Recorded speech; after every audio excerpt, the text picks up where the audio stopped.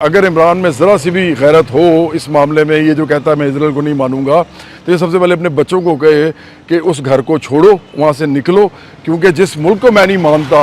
और जिस मुल्क के ख़िलाफ़ मैं खड़ा हूँ और उसको सियासत तक मानने पे तैयार हूँ, उस मुल्क को ना सिर्फ गोल्डस्मिथ फैमिली उसको सपोर्ट देती है, फंड करती है, बल्कि ये उसके होने का एक बहुत बड़ी वजह है। ये वो फैमिली है जो इज़राइल की जो क़याम है, इज़राइल की जो शनाख्त है, ये उसके अंदर इनका रोल है। तो ये जो ड्रामेबाजी है, या तो अपने बच्चों को उधर से निकालो और कहो जी कि ये तो मेरे बच्चे भी अब इस तरह नहीं, और या फिर अब बच्चों को जो है उनसे लाताल्लुक़ हो, क्योंकि वो तो